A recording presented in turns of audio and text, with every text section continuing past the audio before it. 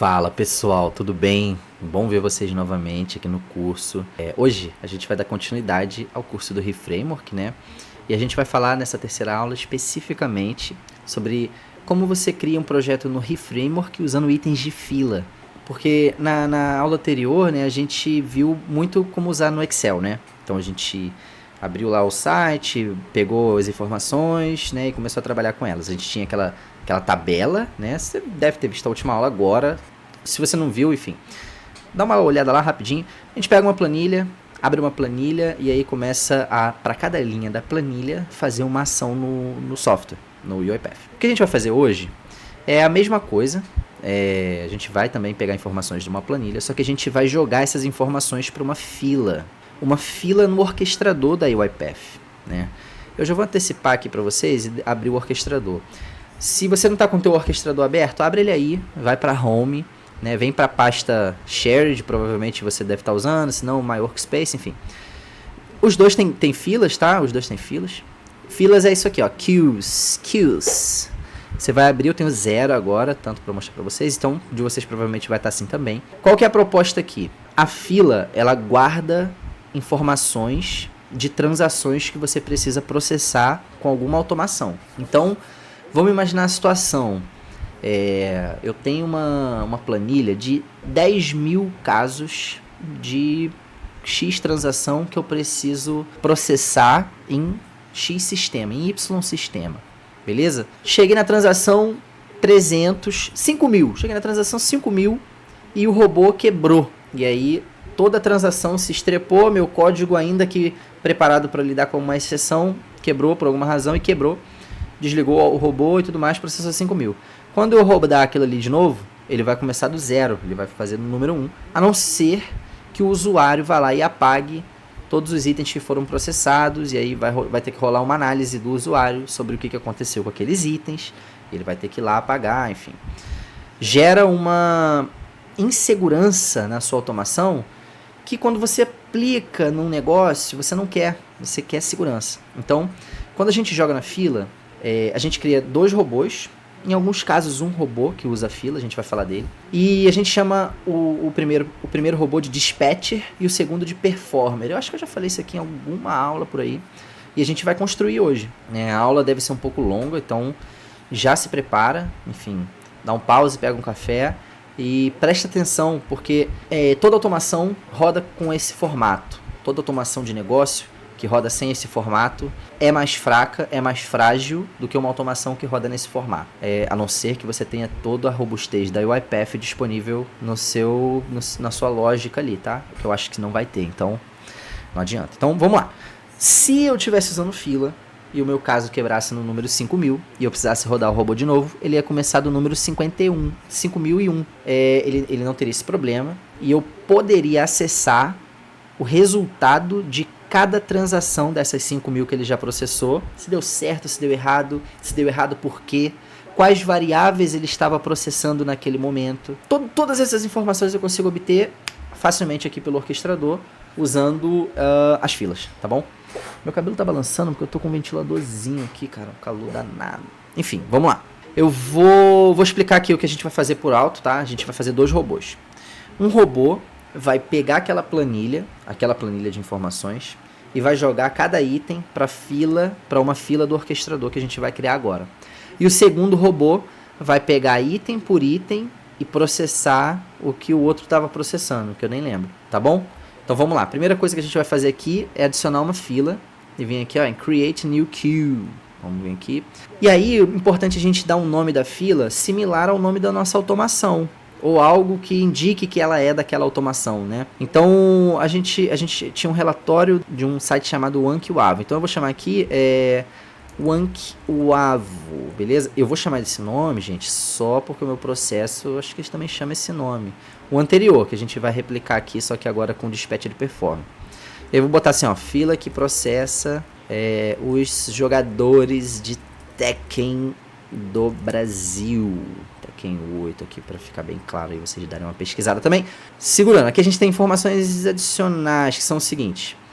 Aqui, cada item de fila vai ter um campo onde eu posso botar uma variável string que é a referência.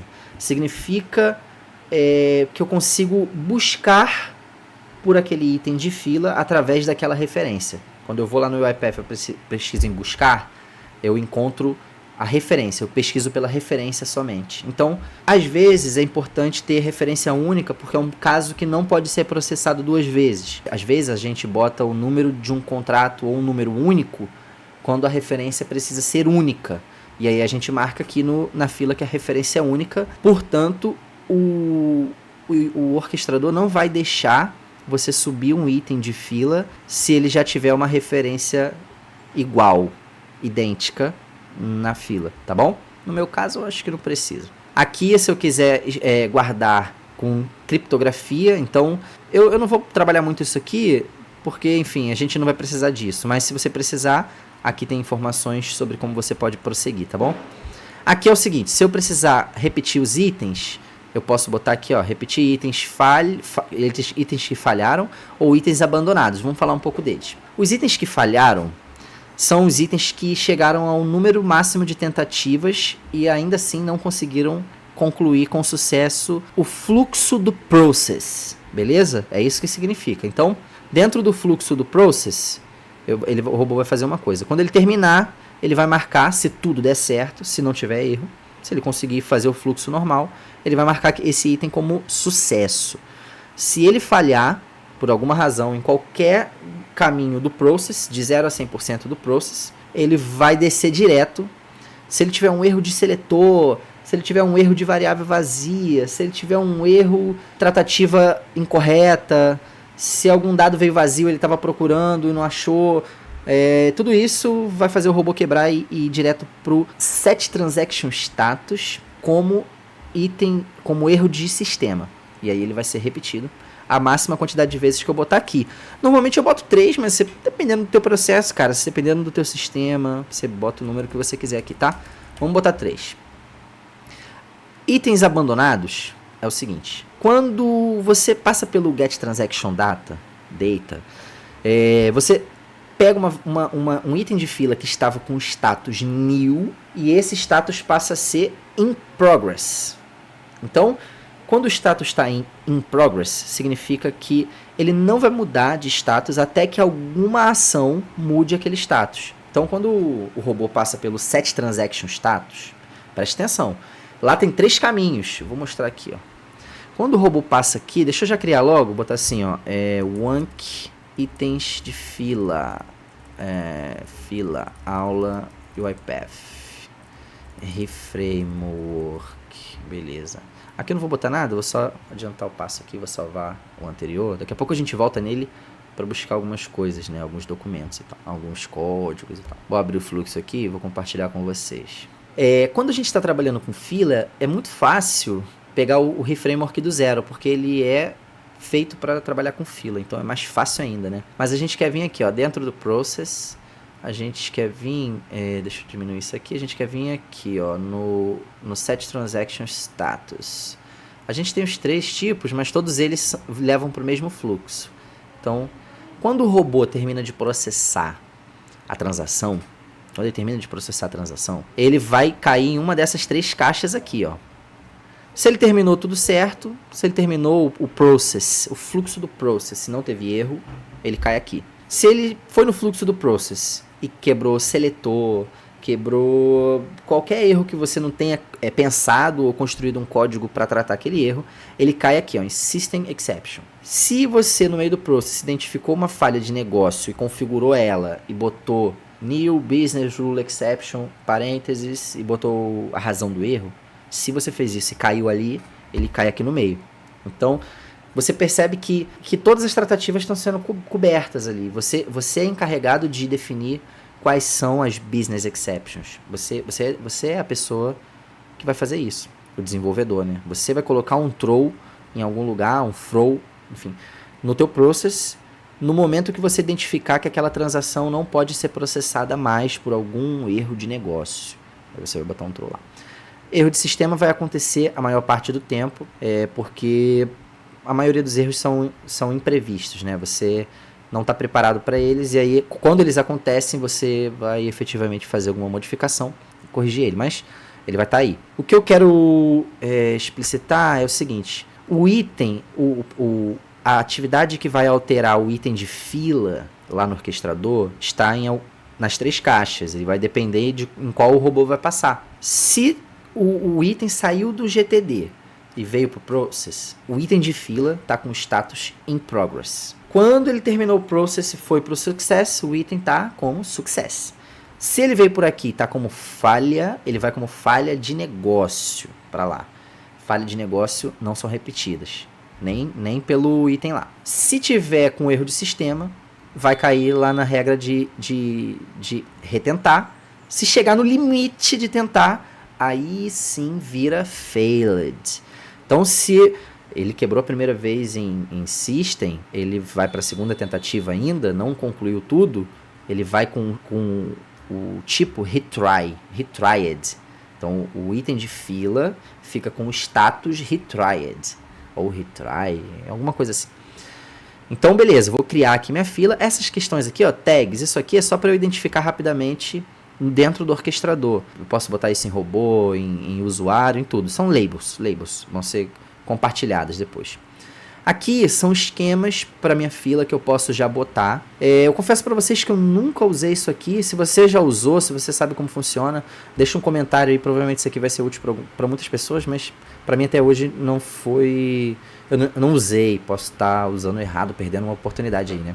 Aqui, sempre ligado, né? Então você vai botar essa política de retenção. Então, quanto tempo você quer que aqueles itens de fila fiquem disponíveis para você ver. Então, normalmente eu boto a maior quantidade de dias, cara. Eu boto sempre 180 porque, enfim, é importante, né? Manter o monitoramento. Adicionei. A fila tá aqui. Pronto, esse é o nome da fila. Esse é o que a gente quer, o nome da fila é o mais importante. Então, o primeiro robô que a gente vai fazer, então o primeiro reframework, lembrando, vão ser 2 reframeworks, tá? Então se acostuma com isso aqui logo. O primeiro trabalha a planilha e manda o item para fila, tá? Para fazer isso, eu vou fazer uma reciclagem na cara de pau aqui com aquele primeiro robô. Então a gente vai lá naquele primeiro robô, vou lá pegar ele, deixa eu achar onde ele tá aqui. Aqui, parte 2 com planilha. Então a gente vai reciclar esse projeto aqui, de maneira que eu vou deixar aquele lá salvo também, né?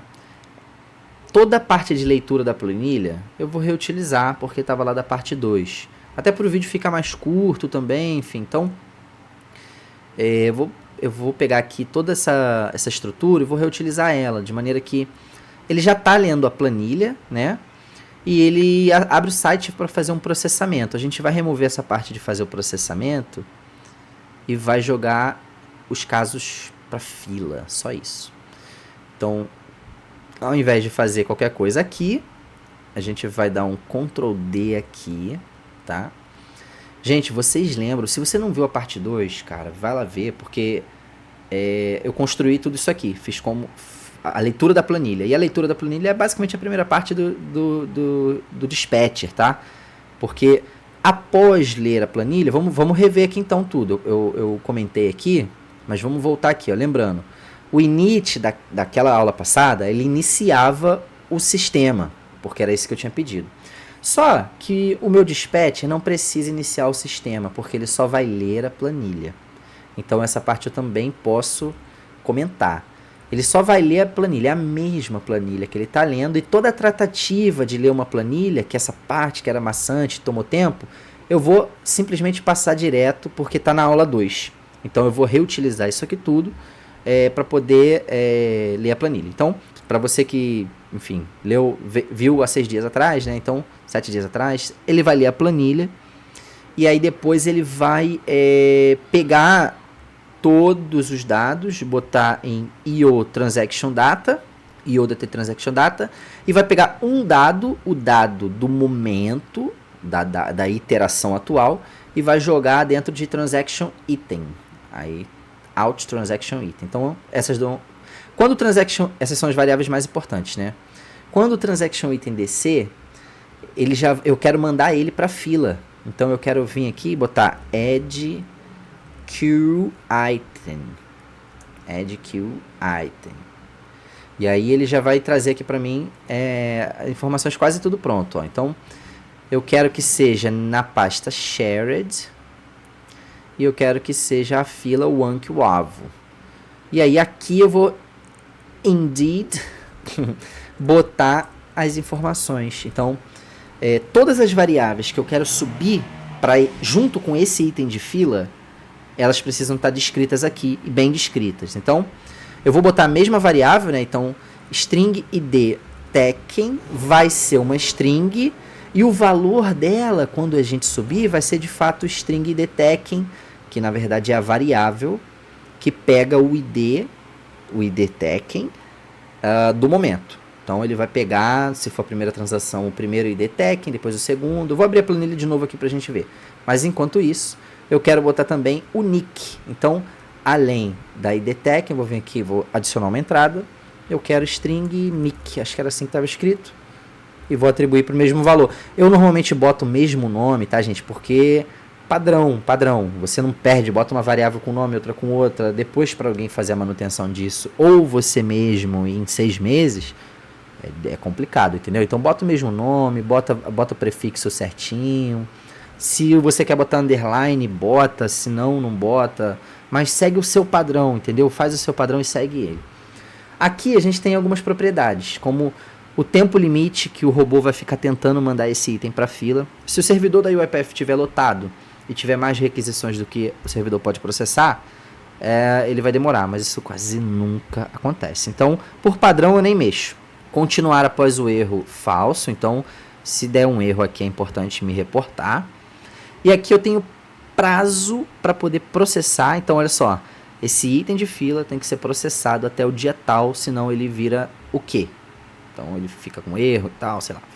Adiar significa, eu só vou rodar esse item a partir de tal data. No nosso caso, não precisa mexer em nenhum dos dois. Item collection, basicamente, os argumentos estão aqui, né, também. Eu posso botar informações aqui também. E aqui eu tenho prioridades. Alta, normal e baixa. Você imagina que se eu boto um item de fila com prioridade alta em uma lista que está cheio de prioridade normal, o alta sobe, ele vai para frente da fila automaticamente, tá? Então, é importante, às vezes você tem que separar, por exemplo, em blocos a sua automação, por exemplo. Pô, minha automação acessa 3 sistemas diferentes, mas eu não tenho separação no item de fila. E aí na transação 1, processa sistema 1, faz o login, faz o não sei o que e sai. Na transação 2, abre o sistema 2, faz não sei o que e sai. Na 3, abre 1 de novo, ou seja, perdeu tempo abrindo e fechando o sistema. Se você bota prioridade, ele faz todo mundo do sistema 1 primeiro, todo mundo do sistema 2 primeiro e depois todo mundo do sistema 3 primeiro. Entendeu? Novamente aqui a referência eu vou botar o nick, tá, pessoal? Então, referência vai ser o nick. O nick vai ser o campo que eu vou poder pesquisar essa transação aqui. Beleza? Então, é só isso. Dispatcher, tá? Dispatch, calma. Vou rodar. Vamos ver se ele vai rodar. Pode ser que eu tenha esquecido alguma coisa também. Ó, já tá processando todo mundo. Tá vendo? Concomitantemente, antes de acabar... ele fechou o Chrome, mané. Porque eu esqueci desse detalhe, né? No robô fechava. Eu vou restaurar aqui.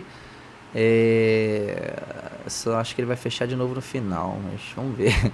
Ó, a fila aqui, ó, repare, gente, tá com 0 em remaining ainda, mas esse é um problema da UiPath de mais de 5 anos que ela nunca resolveu, que o item de fila demora a computar. Então, eu vou vir aqui, vou em View Transactions, aí elas vão estar aqui, ó, tá vendo? Lendi Lopes, Andy André, Peixe Bola Gato, não sei o que lá, são jogadores lá da cena, enfim, da comunidade que eu participo, blá blá blá. E aí, eles são, na verdade, transações de uma fila, que vão ser processados individualmente, o que eu quiser fazer com eles. Então, nesse momento, a gente o robô tá pronto, tá? Dispatcher finalizou, entre aspas, tá? Para você que está começando, é por aí. Agora a gente volta lá naquele one que itens de fila e UiPath. Meus itens de fila já estão lá, correto? Eu vou roubar código de novo aqui do meu código anterior. Vamos abrir aqui 2 UiPaths diferentes e vamos abrir os 2 projetos. Que eu preciso pegar a parte de inserir no OneQuavo e tudo mais. Então, o ReFramework, quando você faz ele por padrão, lembra, ele já está configurado para ser fila. E a gente vai dar uma olhada nisso agora. O init vai estar vazio, então eu vou ter que botar o login aqui, tá? Mas antes disso, a parte importante que é a da fila, eu venho no GTD e vamos aqui embaixo. Aquela parte chata de ter que alterar o transaction item para data row em vários campos diferentes, ficar salvando, checando, não precisa fazer no performer, né? Eu vou abrir o GTD aqui. E aqui já tem, ó, get transaction item. Essa variável, essa atividade já tá com a pasta configurada aqui, mas eu posso mudar, tá? Eu venho aqui, ó, e eu posso botar uma pasta diferente, mas eu não vou mexer. Porque esse aqui tá no config. Já tá pré-configurado. Eu já vou vir aqui no config, eu só preciso vir aqui no config. No config, né? Data config, para você que não lembra. É porque é difícil também lembrar, né, gente? Vamos concordar que é muita coisa. Tem aqui, ó, tem constantes, sets, enfim. Aqui é onde está o que eu me importo, ó. Então, process queue folder é qual pasta a minha fila está. Está na pasta shared, certo? Então, eu vou vir aqui e vou escrever shared. Pasta shared.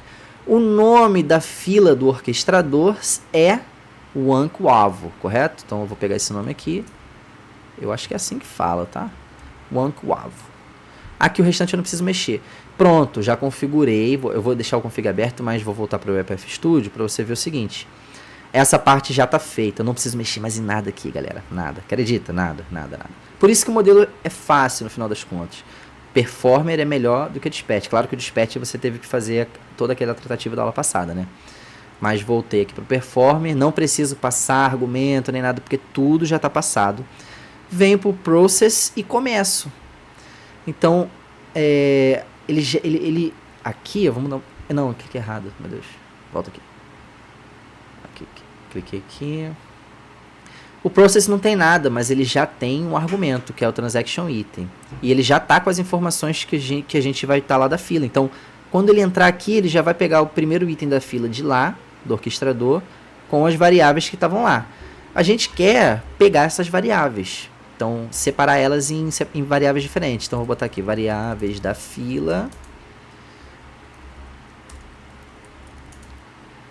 Eu vou vir aqui. Então, eu vou criar uma variável, definir variável string id tagging. Pô, o mesmo nome. É a mesma variável, né? Então, a gente vai fazer o seguinte, vai chamar ela a partir de in transaction item, ponto, specific content. Aí vai abrir o parênteses e vai botar o nome da variável. Como é o mesmo nome, eu lembro, é fácil de vir aqui e fazer isso. Ponto to string. Entendeu?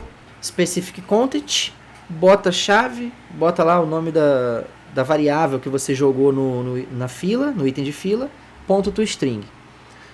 Pronto, está conectado. Agora eu venho aqui, eu vou criar uma nova, que era string nick, fácil de lembrar também. Mesma coisa, in transaction item, specific content, string nick. Eu acelerei um pouquinho, mas você entendeu, né, o que eu estou fazendo. Beleza? Então, as variáveis estão passadas, agora é só eu trabalhar com elas.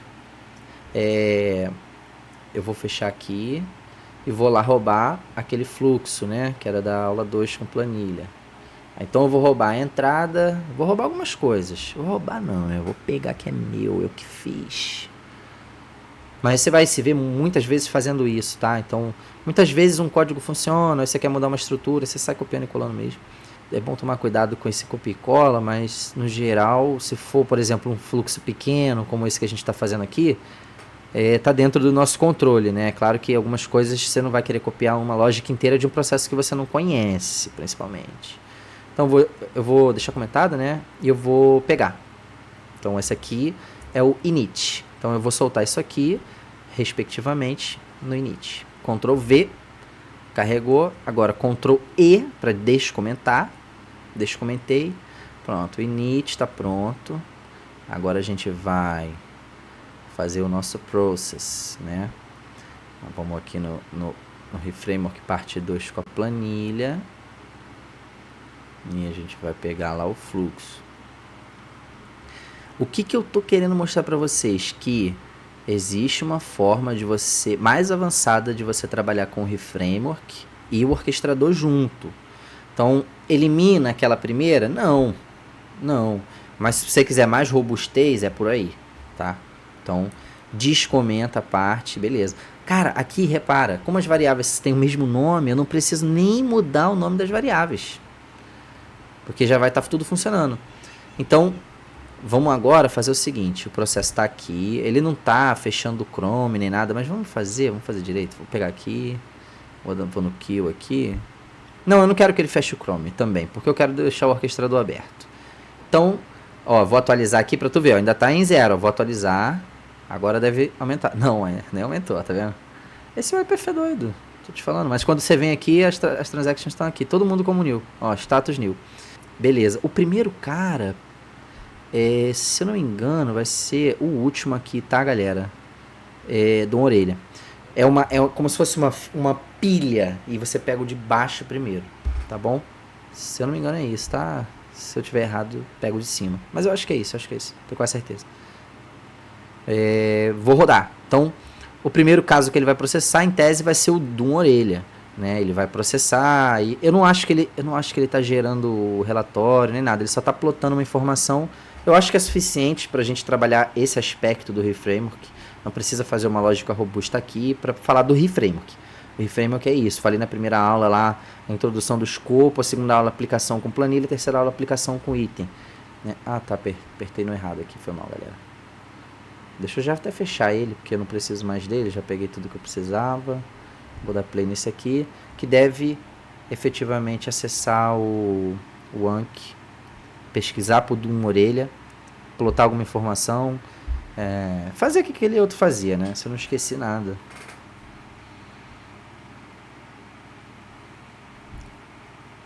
Ó, de uma orelha, beleza. Então é isso, galera, de baixo pra cima, tá? Imagine uma pilha que eu pego aqui, ó, o de baixo, sempre o de baixo.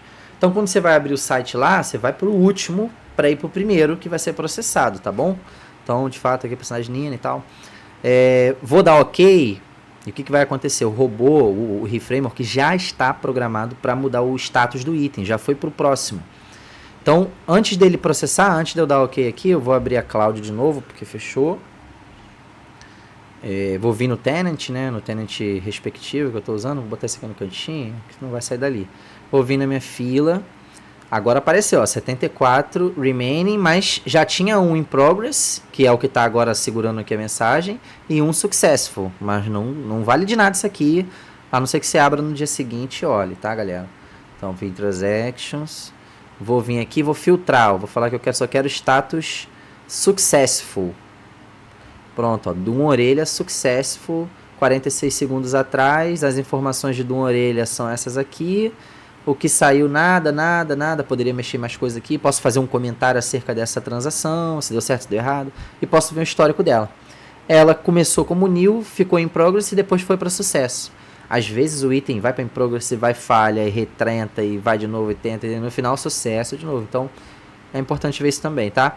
In progress, se a gente vir aqui, ó, in progress, certamente a gente vai ter esse que ele acabou de pesquisar aqui, ó, Elfolonium. Está em progresso, tem essas informações e tudo mais. Quando eu clicar em OK, esse caso muda. Ó, já foi para o próximo, já está lá pesquisando. Aí vai plotar para a gente.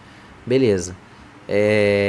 Aqui, o item, quando eu atualizar, já mudou. Ó, porque aquele que estava em progress ficou sucesso e já veio outro em progress e entrou no lugar. Tá bom? Então, vamos imaginar a situação, tá bom? Que ele está processando o próximo e eu fechei o sistema, tá? Fechei o sistema, ele tentou processar o próximo. Já deu um erro aqui, eu vou continuar o erro como se fosse o robô rodando sozinho. Só dando F5 em tudo. Ó, deu um erro, beleza, voltou. O que aconteceu? Entendeu que deu erro, pegou aquele item ali, tchau, vai lá pro final da fila. E começou a trabalhar o próximo. Quando eu voltar, olha que maneira, né? Isso é maneira de falar, vai. Quando a gente vem aqui agora volta tudo, né? Enfim, volta aqui na fila. Aquele item que quebrou, que eu nem lembro qual vai estar com outro status e vai ser criado tipo uma cópia dele, vai criar uma cópia dele com o status new. Então, quando eu venho aqui e boto, eu quero ver os retried. Então, retried foi esse aqui. Ele foi retentado, ó, ele teve uma exception, a razão. Não foi possível determinar o separador do browser no qual navegar, ou seja, ele quebrou nessa parte aí. Nessa atividade, go to URL. E ele tirou uma foto. do último momento dele. Então essa foto a gente pode acessar ela. Eu vou pegar o nome dela aqui, ó, mostrar para vocês como a gente acessa ela. Eu venho em data, volto, venho em exceptions screenshots e acho que essa é a única, né? Então essa é a tela. Então você vê que é legal, ele tirou foto das duas telas, né? Uma tela aqui embaixo, outra tela aqui em cima. Quando aconteceu o erro, né? Foi quando de fato eu estava apertando para continuar. Mas quando o robô estiver rodando, vai ser a tela certa. Tá bom, pessoal? Então eu vou ficando por aqui. Deixa eu já parar aqui. Quando o robô acabar de processar todo mundo, você imagina que ele vai acabar, tá? Quando não tiver mais itens na fila para ele processar, ele acaba. É bem mais simples. Não precisa ir fundo em planilha e tal. Tá bom? Qualquer dúvida, pode mandar no comentário aí, gente. Não esquece, tá bom? De seguir, enfim, de comentar, de se inscrever, porque essas coisas somam muito na hora da gente conseguir visibilidade, né? Como uma referência do UiPath, né? Porque a gente compartilha isso aqui, cara, a informação é muito importante. Você consegue construir muita coisa com isso aqui, tá? Tudo que a gente já passou. Então, se eu não me engano, a gente vai ficando por aqui. Agora é só aulinhas assim de coisas mais pontuais do UiPath e a gente vai migrar para um conteúdo que mistura um pouco mais de inteligência artificial, tanto generativa, enfim, como de visão computacional. E aí a gente vai tocando, sempre misturando isso com robôs, enfim. Se você precisa de alguma consultoria em algum projeto seu, não deixe de contatar a gente, né? A gente tem uma equipe de desenvolvedores, de consultores, enfim, muitas vezes eu que vou te atender, então eu vou estar ouvindo o seu problema pessoalmente e planejando resolver ele com você, tá bom? Um grande abraço, gente, e é isso, tá bom? Tchau, tchau.